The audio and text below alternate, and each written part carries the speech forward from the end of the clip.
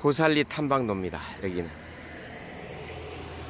고살리는 계곡의 샘을 이룬 터와 주변을 말하며 연중 물이 고이고 흐르는 곳으로 하래 1위 마을의 상징이기도 합니다. 몰고랑수 주변에는 용암로와 돌개기고낭, 포토홀이 발달했죠. 용암로는 용암이 지표면으로 흐르는 과정에서 가장 윗부분에 먼저 굳어지기 시작하고 점차 내면으로 굳어지다가 더 이상 용암이 공급이 안 되어 굳어지면 일부는 용암 동굴이 되기도 하지만 동굴 형태가 이루어지지 않고 계곡 형태로 이루어지며 용암로라고 합니다. 제주도 계곡이나 동굴 내부에서 쉽게 만날 수 있지요. 이거는 잘 만들었죠? 지질학용어로 포토, 물병, 포토홀이라고 하는데 안반 위에 큰 돌멩이가 놓여 있는데 물을 흐르면서 돌멩이를 조금씩 움직이다 보면 아래 바위는 조금씩 구멍이 뚫어지게 되고 돌멩이는 점차 작아지면서 상대적으로 구멍은 커지는 것입니다. 바닷가에서 만날 수 있는데 산방산 아래 용모리 해안에는 엄청난 큰 포토홀이 있습니다. 항림동을 지나는 계곡이 두 개입니다. 하나는 효돈천 원류이고 하나는 두수오름 현재 선돌 북사면에서 발원한 지류지요.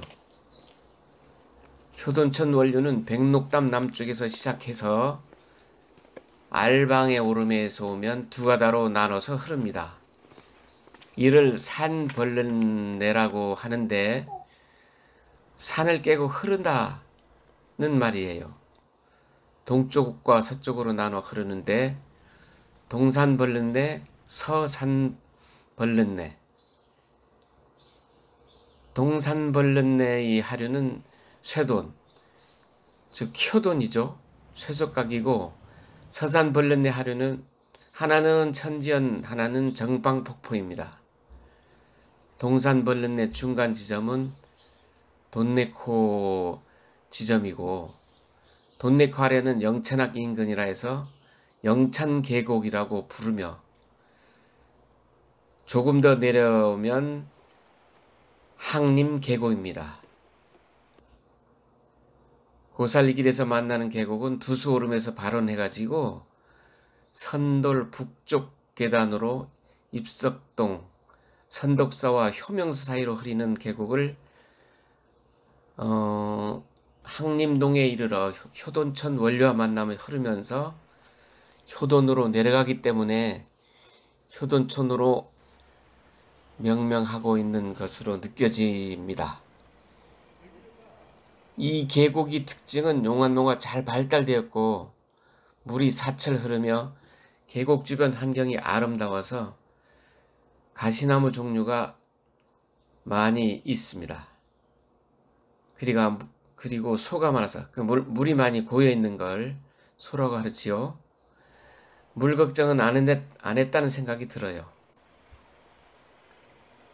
고살리라는 지명은 두 가지로 해석할 필요가 있는데 2013년부터 생태 탐방로를 만들면서 모든 안내판에 고로 기록하고 있지만 마을에 들어서면 제주 아래아를 써서 고로 표기하고 있습니다. 그렇다고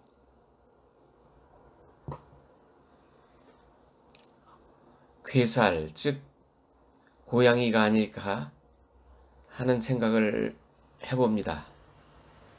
고살리라고 하는데 고살이 물살이 바위 틈에서 세차게 화살처럼 뿜어 나오는 곳이 많아서 붙여진 것으로 생각이 들어요.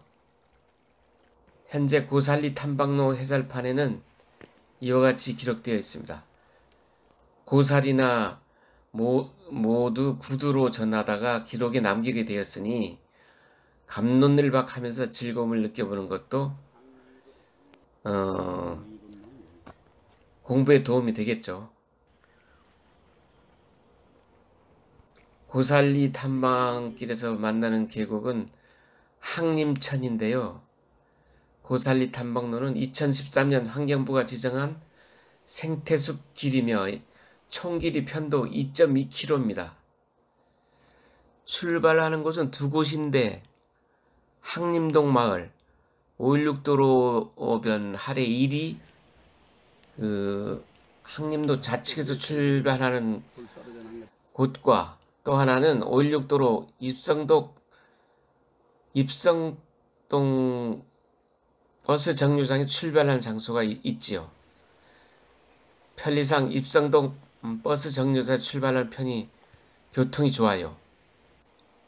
걸어서 항림도까지 가면 입성동에서 와야 하는데 서귀포시 환승버스 516도로 하래 입구에서 정류장까지는 281번 버스를 타면은 입성동까지 3분이면 도착해요. 승용차는 선덕사 주차장에 세워야 하는데 선덕사 주차장에 차를 세우고 큰 길을 건너야 합니다. 거리는 대략 한 200m 정도예요.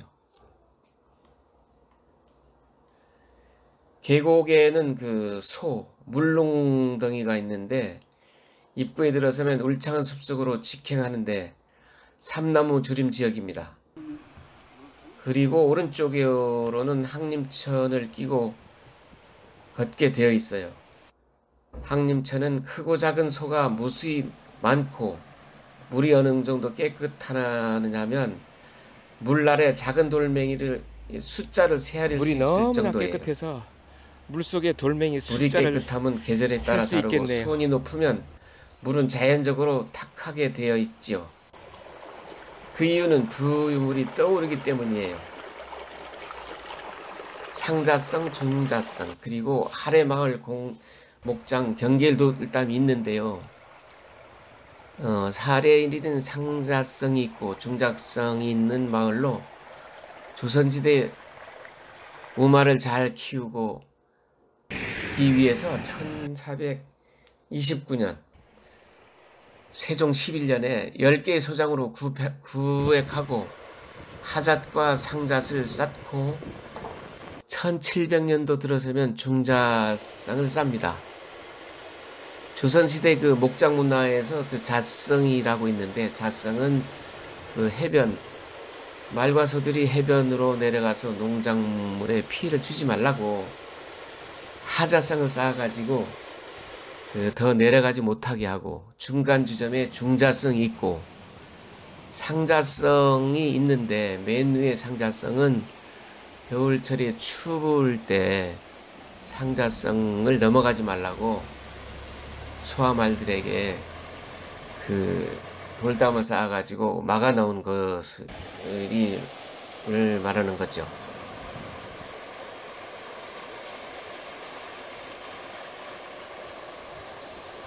잣성을 쌓는 이유는 목초를 원활하게 먹이기 위해서였으며 상산으로 오르지 못하게 하기도 하고 아래 지역에 농사를 지었을 때 보호하는 목적도 있었지요.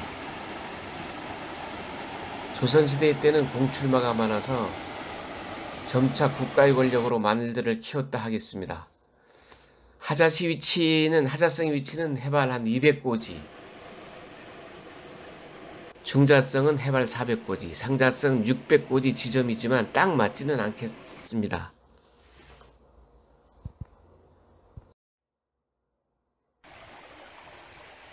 출발 제시 한 15분 내려가면은 어웍도라는 해설판이 있는데 어원은 억새를 의미하는 겁니다. 억새를 남원표선 성산에선 어웍이라고 하는데 당시 제주는 초가집이었고 새로 지붕을 덮었죠. 제주도의 새는 표준말로 띠라고 합니다. 일부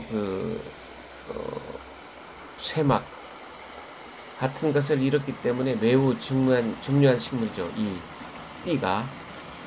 그래서 어업을 불태우지 않았고 잘 관리했지요. 어업도는 어옥이 많이 있는 도를 말합니다. 어렸을 때 먹을 것이 없던 시절에 어옥빙이 뽑아 먹기도 했죠. 억새꽃은 8월부터 피기 시작해서 11월까지 볼 수 있고 늦은